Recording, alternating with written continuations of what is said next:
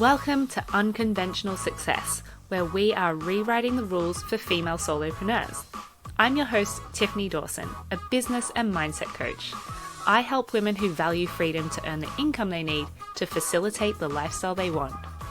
I'll share interviews with successful female founders and my own tips on how to build a bulletproof mindset, make your own rules for your reality, and think strategically about your business so you can earn free-flowing revenue while spending quality time with your family.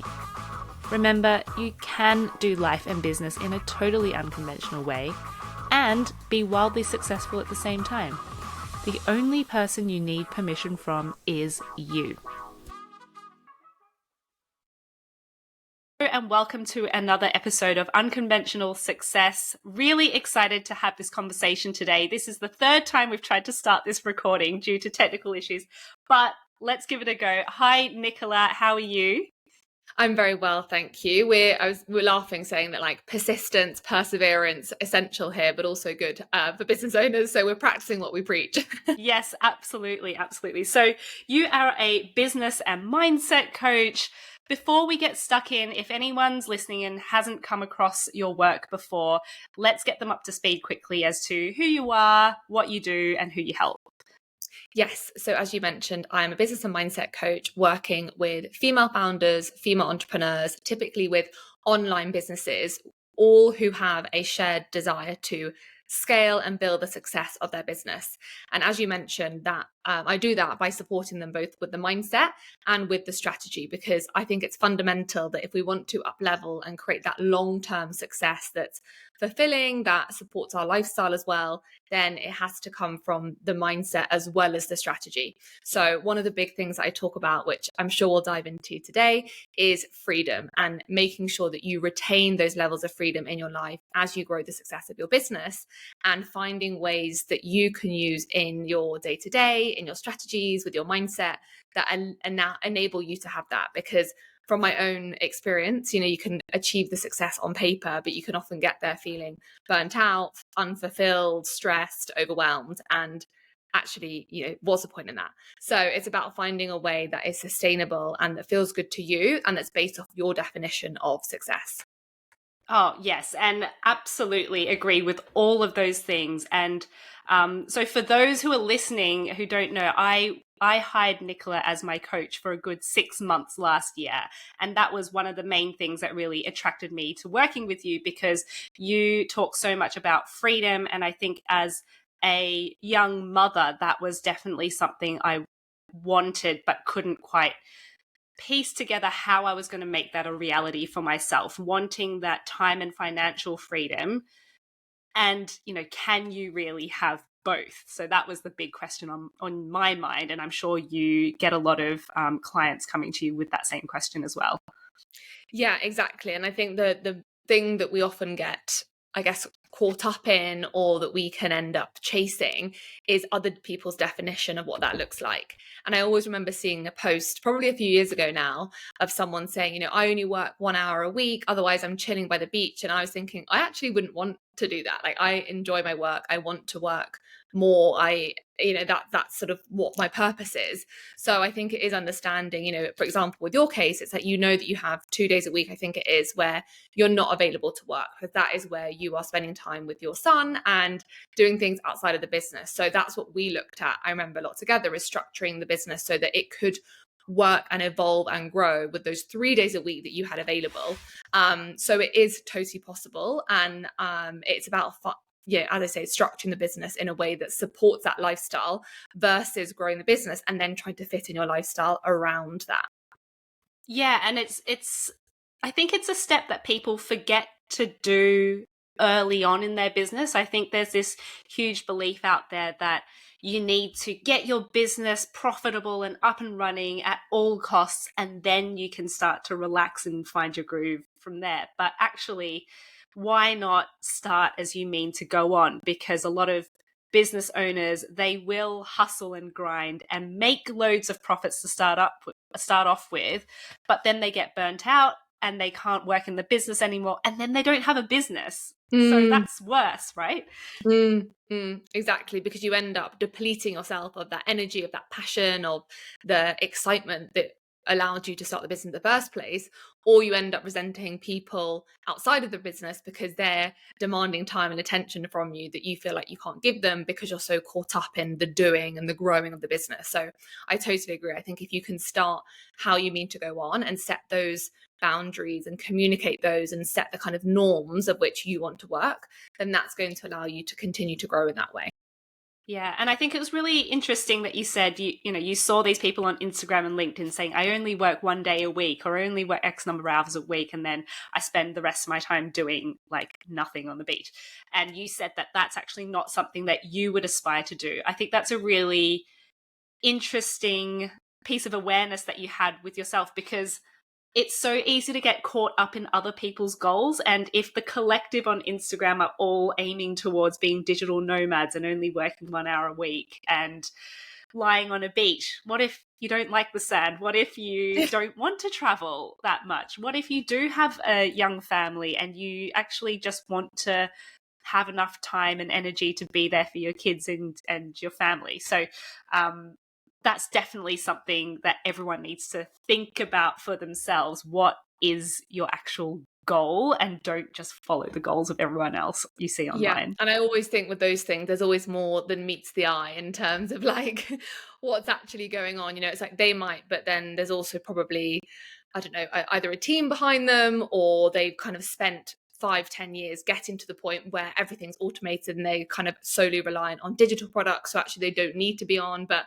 it's not wrong or right. It's just taking those things with a pinch of salt. And then also, as you say, making sure that you're clear on what you want, and making that the priority. Yeah, such a good point.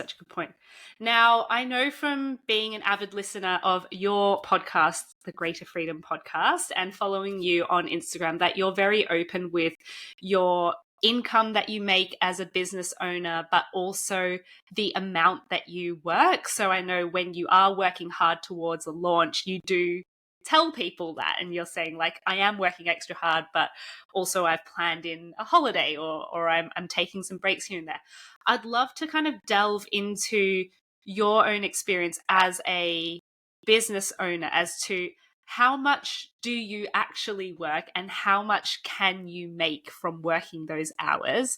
I think this is something that's often not talked about openly in terms of income that you can make and the amount of freedom that you can have. On Instagram, it's often, like maybe you share bits and pieces, but not totally as openly as you do. So would you be willing to share that with us today? Yeah, definitely. And it's one of those shifts that I've made relatively recently, actually. I'd say in the last sort of 6 months or so.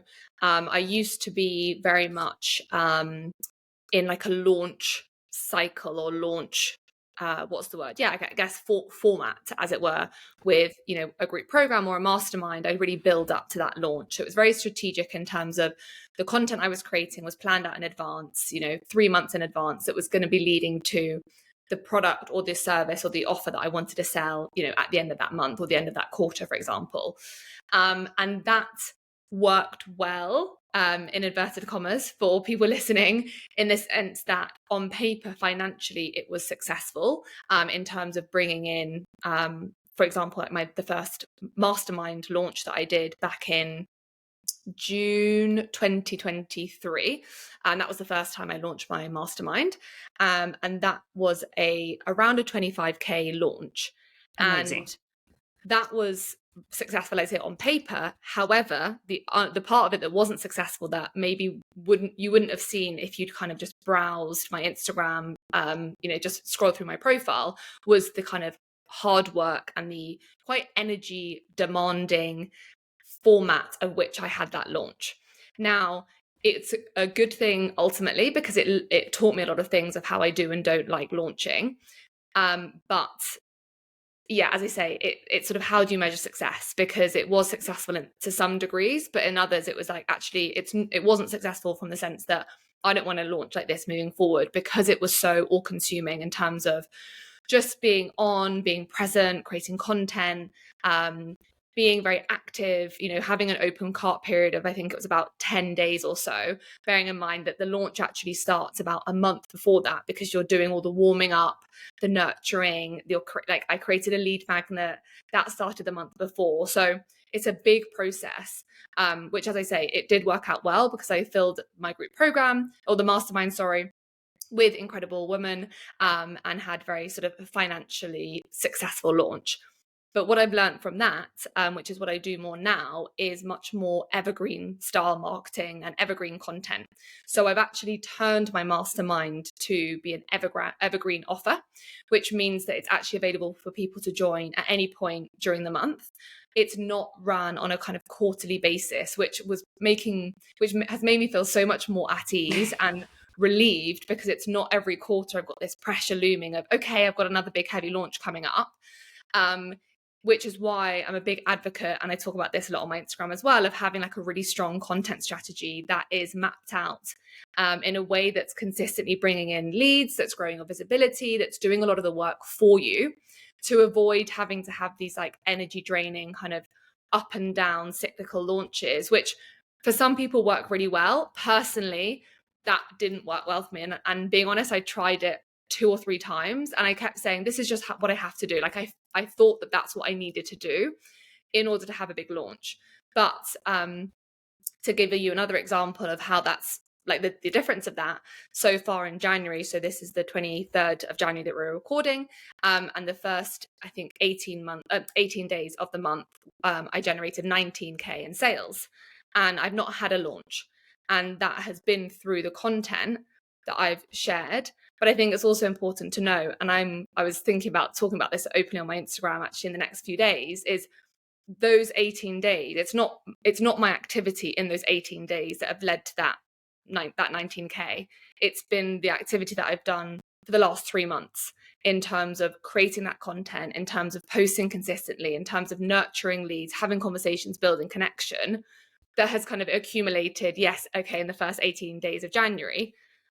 But it's not, I think that's what people often forget as well. It's like all the consistent work as well as just the big launches that can lead to those sort of financial successes.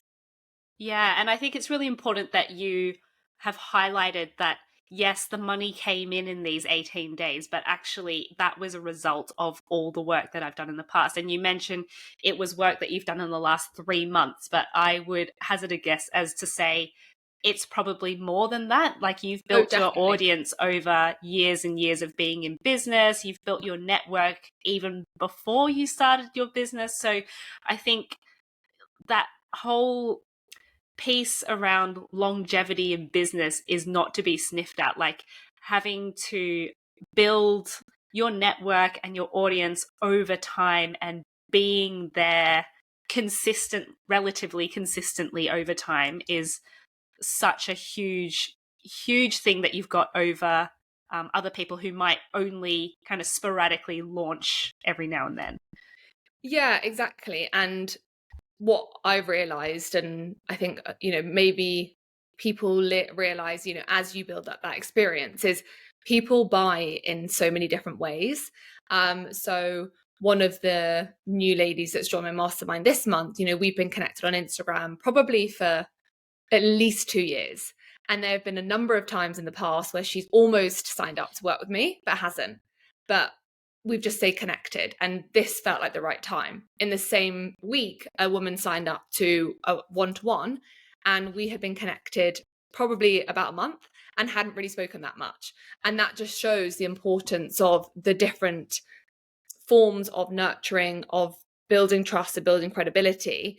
And also the idea that if someone says no, it's more of a not now rather than like a no full stop, which is also important to keep in mind, because the more someone gets to know you, the more that you're building that trust, and then the kind of easier the sale becomes, as it were. But it's still off of the back of you showing up, staying visible, staying front of mind, building that credibility through your content. So it's all these different pieces that come together versus, oh, can you help me with a content strategy? That's going to lead to more sales. It's like, it's not as simple as that. Yeah, absolutely. And thank you so much for sharing openly about your income. I know that you've mentioned in your posts before that that's not something that you have always felt comfortable sharing, but because you know this is such an important topic that women need to hear openly about and be, have that visibility over income that you can make and to be that expander in their worlds, it's so important. So we've touched on like the income that you have been making. Like, did that come from working, till really late at night? Did you have to forego holidays, or like how did that look for you day to day in order to, reach 19K in the first 18 days of 2024?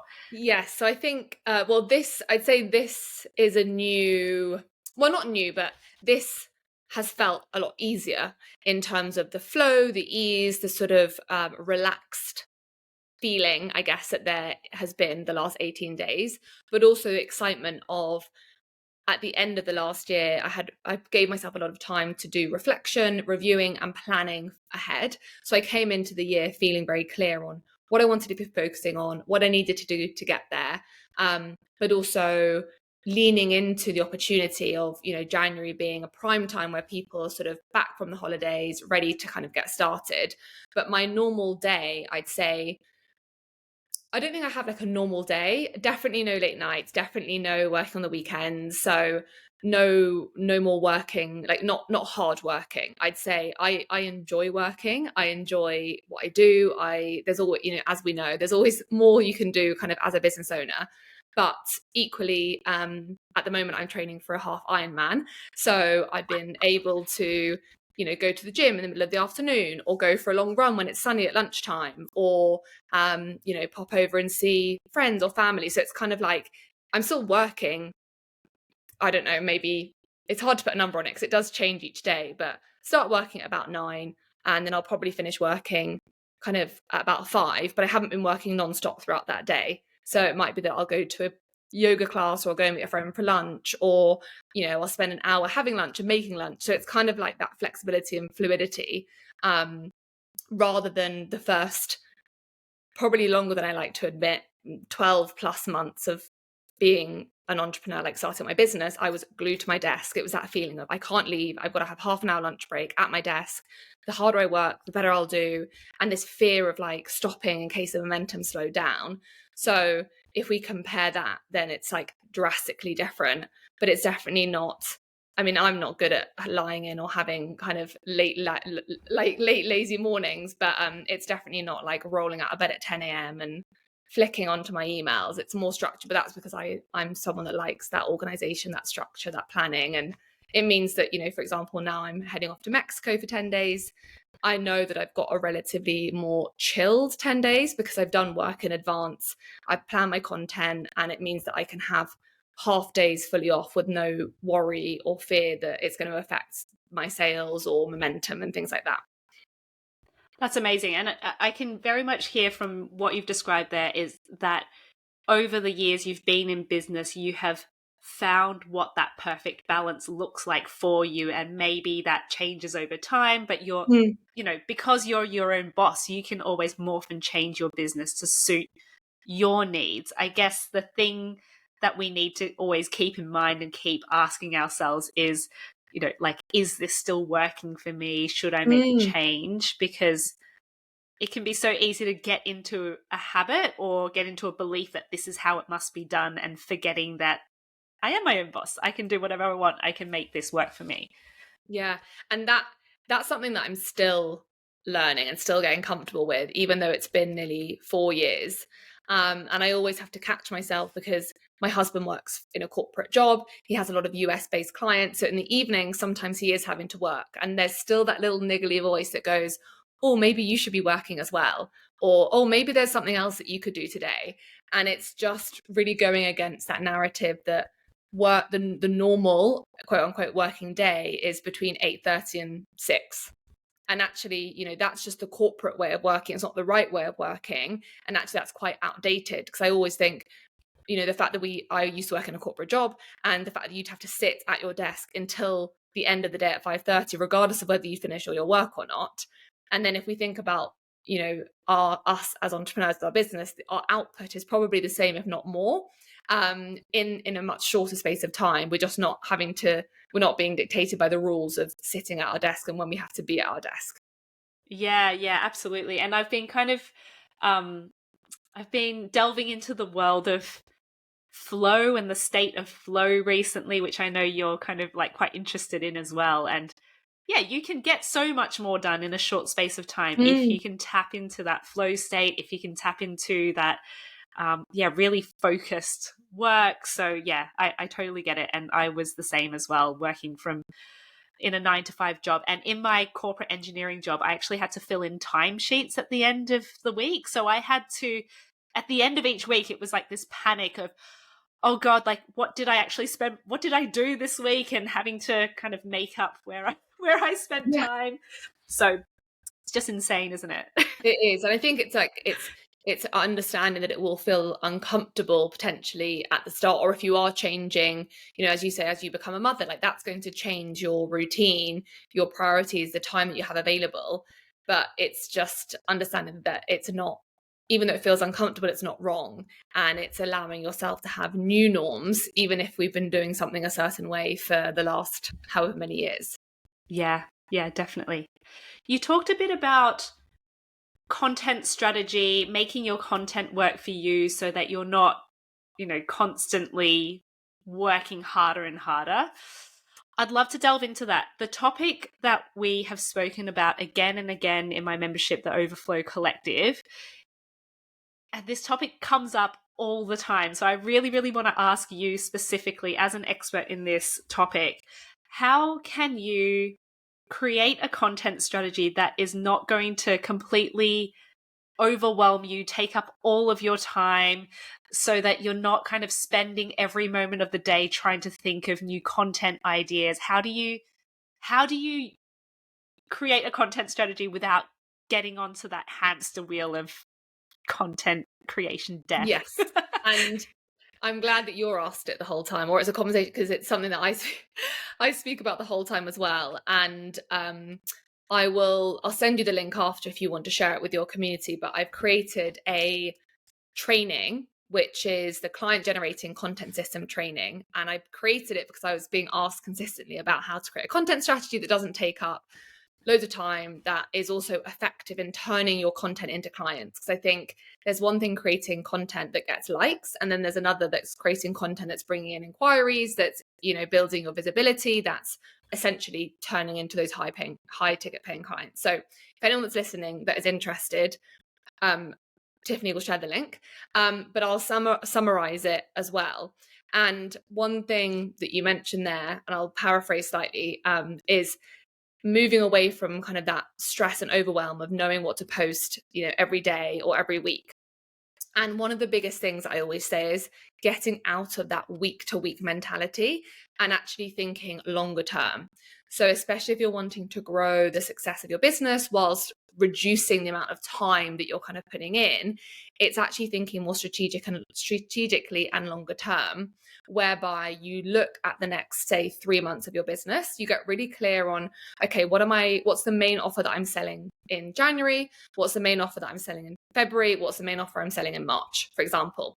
Then you want to work backwards and say, okay, great. So we'll take your own example, sort of, going to be promoting the Overflow Collective at the end of February. So for the month of February, you're essentially building up to the launch, whether it is a open cart style launch or whether it's more of the sort of social selling where it's through your content versus it being like a big promotion.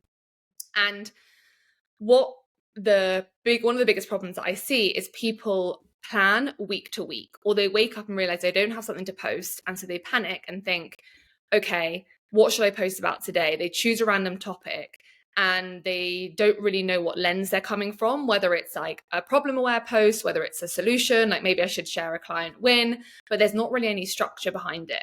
So it can feel a little bit random. And by doing it that way, you end up spending probably double the amount of time, because not only are you then searching for inspiration, you're then having to kind of come up with the post itself, whether it's a carousel or reel, then come up with a caption. And then you sort of start thinking, oh, maybe this is a bit random. Like, I don't know whether this is the good thing to post, but I'm just going to post it anyway because it's better than nothing.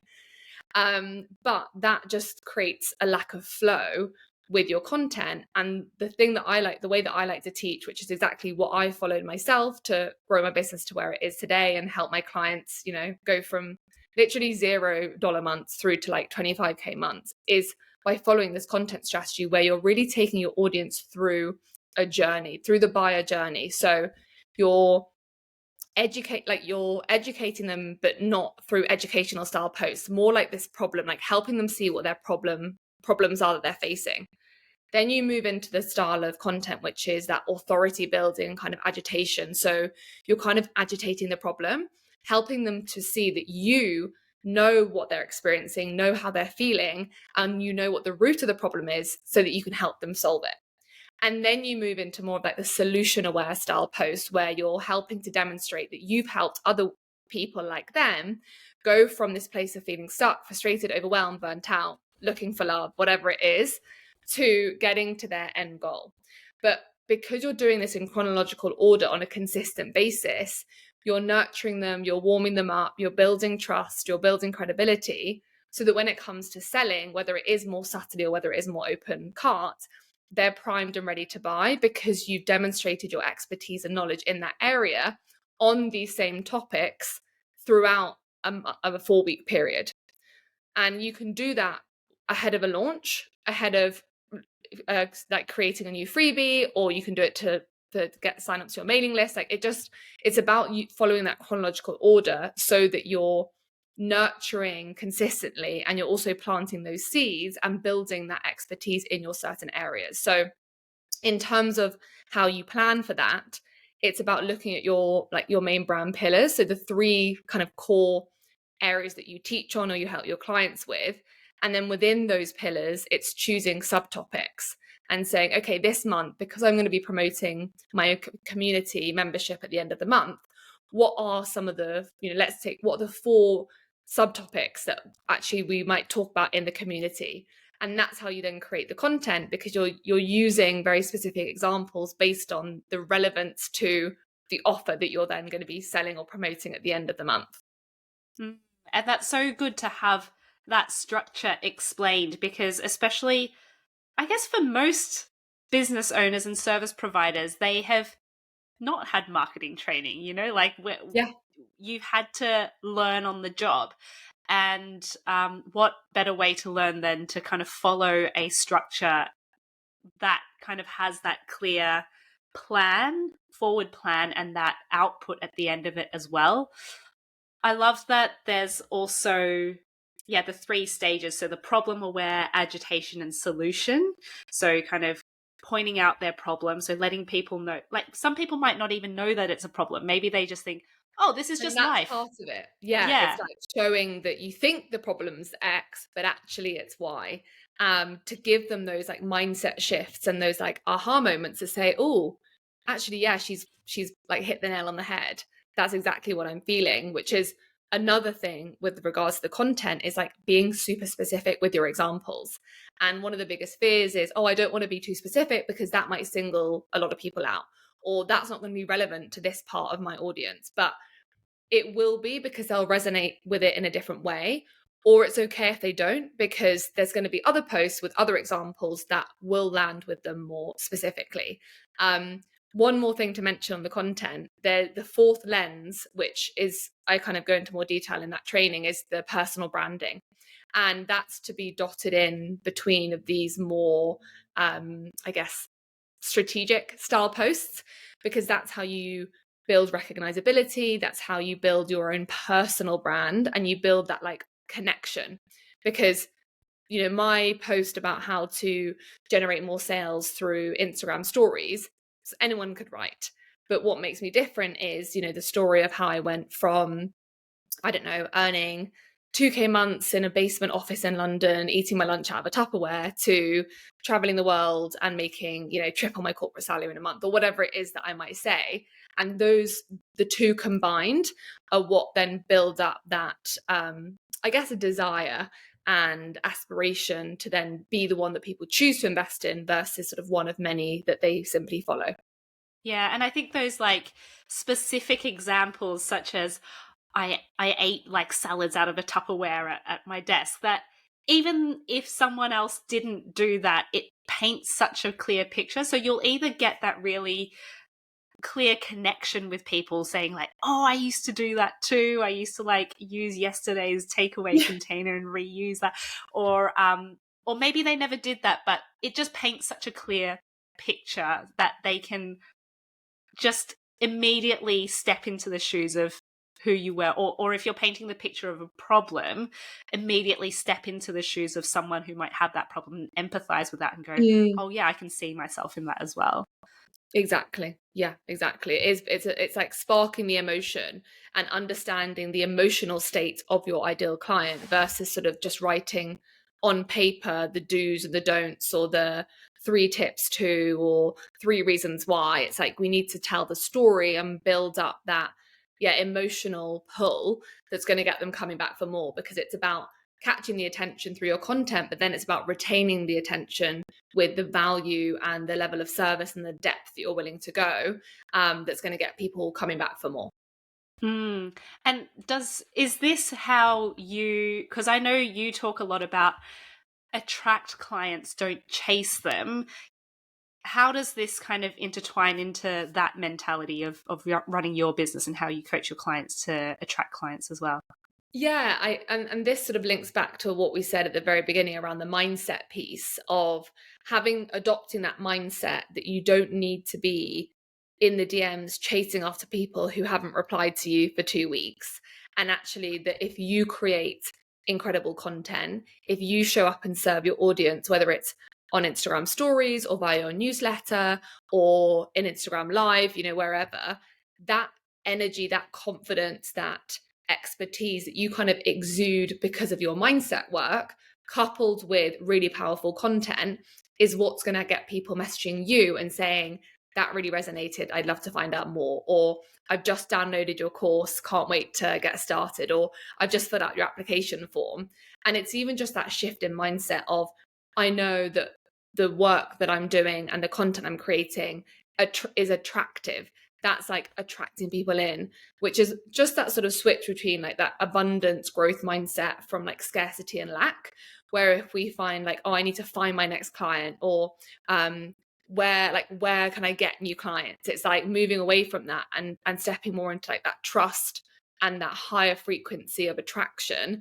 And that in itself, people really feel, it's not to say that it can happen necessarily overnight, but it's just getting used to adopting that belief to support you and noticing the difference that does make.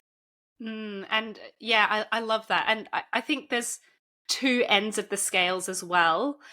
There is the having, people who are in that mentality of having to chase, get in the DMs, keep following up, like no one loves getting those messages from people who messaged yesterday, like the SEO specialist who messaged me yesterday at midnight and then at 1 a.m. messaged me again. This is a real story, by the way. Messaged me at 1 a.m. again saying, oh, did you get my last message? I'm like, well, I'm probably not going to message back now. No. So there's that energy, which isn't attractive to anyone. And then there's the other end of the scale, which is people who kind of use the trust in the universe to this whole other degree, where they just sit back and do nothing because surely the universe will bring them leads and clients. But combining the two, having that trust, but also doing the necessary actions, and then trusting that if a client wants to work with you, if they are right for you, it will work.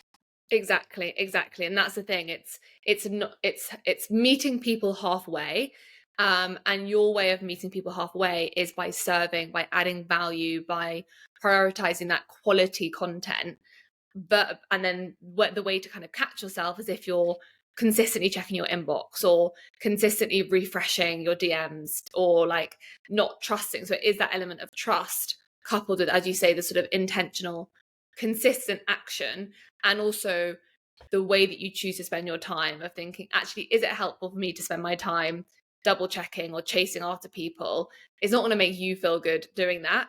But it's also acknowledging that it's okay to start conversations. So it's good to follow up with people. It's not you being pushy or needy. Obviously, there's a way of doing it that is, you got to feel organic and authentic. But that comes with practice as well, I think, as well as understanding if the roles were reversed, how would you like to be approached, and just taking a much more human first kind of relationship based sales approach. That's what I always like to teach my clients is like relationship building first, not cold, icky sales that feel uncomfortable. Yeah, definitely. And I think like if anyone's about to send a DM and like if you feel icky about it yourself, probably just rethink how you're going to word it. Don't not send a message, but just try and find a different way or reword it. Or maybe it is that it's not the right time to sell yet. Maybe it's more about building that relationship first. And I think that kind of comes with practice. You might not get it right the first time or the first 10 times, but the more you practice, the more you will be able to get that sixth sense of when the right time to introduce your offers is. Exactly. And that I was laughing because that's something that I used to do in the very early days is I was like taught these DM scripts and I followed them to a T, and I found them awkward, but I was doing them, but it's because I've been taught this one script. And then I thought, if someone asked that to me, I would literally not reply because it's so inauthentic. But it's just one of those funny things. It's like being wary of beliefs or rules that you've picked up from like one coach or one program or one book, and like taking that as like Bible, but actually questioning it if it doesn't feel good, and finding your own way of doing it, which, as you say, takes time. But it's so funny how we're just used to doing things a certain way because we were once told by someone who was more of an expert that was the way of doing it. Yeah, totally relate to that. I've got so many stories I could tell on that. But oh, amazing. Thank you so much for sharing everything that you have today. Is there anything we haven't touched on today that you think might be useful for the audience to know? I'd say it's probably an obvious and maybe slightly annoying thing to say, but with regards to creating or retaining those levels of freedom as you scale and as you grow, so much of it comes down to planning in advance and giving yourself time at the beginning of the month and the end of the month to look ahead. And the client generating content system that I mentioned, you can create a month's worth of content in a day and film and create it in a day. So that's 2 days. And this is what I do. I block a day at the end of every month for scripting of my content, and I block a day maybe 2 days after. So I've got a little bit of time to kind of review and reflect for filming and creating. So that means I start the month with up to 20, if not more, pieces of content ready to go based off of what I'm going to be promoting and selling the month after. And it's not a huge amount of time. And I completely appreciate if you're a mum and you've got your business and you're traveling or you've got other responsibilities. I know that it can feel hard to find that time, but it's working out what you can do. So if you can't give yourself a full 2 days, why not take a half a day and a half a day and do 10 pieces of content or 14 pieces of content? So it's 2 weeks. That's still going to save you a huge amount of time. And by doing that and making that a non-negotiable as you would with your client work, you just have that in the diary and you can block it in for the next 3 months. So it's there and ready to go. But getting into that cycle of like almost keeping your head above water rather than thinking more strategically is where you end up just in those same cycles stuck, not seeing growth, not generating any more sales because you're still doing the same things. It's like that classic quote, if you do the same things, you're going to get the same results. So you need to do different things if you want to create different results. Yeah, totally agree with that. And to add there, although it might feel difficult to find a block of time, everyone's got different schedules and different needs, but I know that one thing that's really prevalent with the women in Overflow Collective that they keep talking about is that they might have like snippets of time here and there to create content. However, the amount of time they're thinking about what content to create really takes them away from being present with their kids. So I know one of the ladies in Overflow Collective, she spends like quite a lot of time looking after her children a week. But she's found that during some of the weeks when she's put a lot of pressure on herself to create content, while she's with her children, she's constantly trying to think of stories or like she'll see something happen and think that's a really good content idea instead of actually being fully present with her kids. And she started feeling really guilty about that. So actually being able to carve out a little bit of focus time to get ahead of that content hamster wheel. I can't recommend that highly enough. So thanks for highlighting that.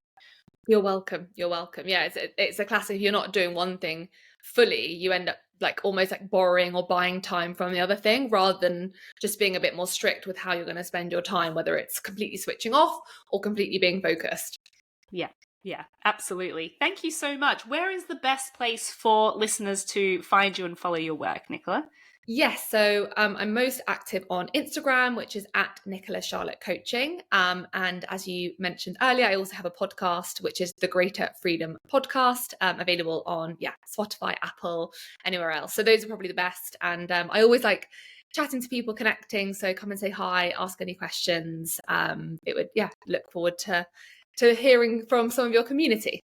Amazing. And if you have listened, yes, feel free to take a screenshot and add it to your stories. Tag us both. Let us know what you heard and what you've learned. We'd love to hear.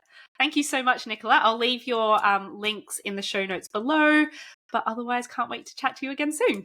Amazing. Thank you so much. Bye. Bye. I hope you enjoyed today's episode.